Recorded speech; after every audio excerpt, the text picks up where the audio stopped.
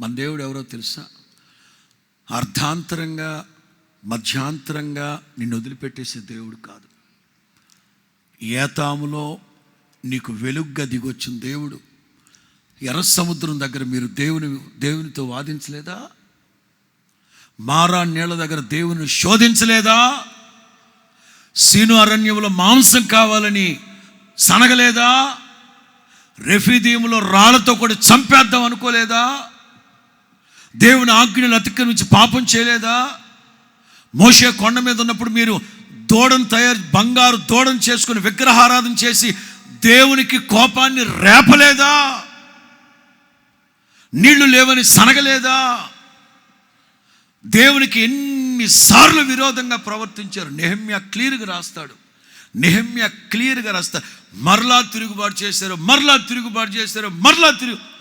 40 సంవత్సరాల్లో మీరు ఎన్నిసార్లు తిరుగుబాటు చేసినా, దేవుని ఆత్మను శోధించిన, వాదించిన, బాధించిన, విగ్రహారాధన దరిద్రాన్ని మళ్ళా మీరు మూటగట్టుకున్నా, నా దేవుడు మిమ్మల్ని విడిచిపెట్టలేదు.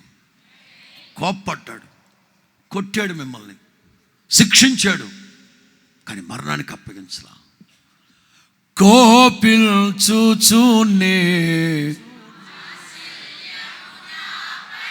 ఏ సందర్భంలో వాడాడు నెహెమ్యా మాట?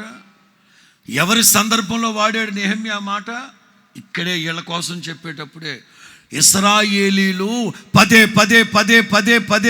దేవుని విసుగు మీ దుంపదగా మీకు పిండం బెట్ట, మోషే మీకు నాకు గుడ్ బై అని దేవుడు వెళ్ళిపోయాడా? వాత్సల్యం కలిగిన దేవుడు అనుక్షణం నిన్ను మూసి పెడతానే ఉన్నాడు. ఏ శత్రువు నిన్ను దాడి చేయకుండా మూసి పెడతా ఉన్నారు. స్తోత్రం చెప్పండి గట్టిగా. నా దేవుని ప్రియులారా, నీ ఎడల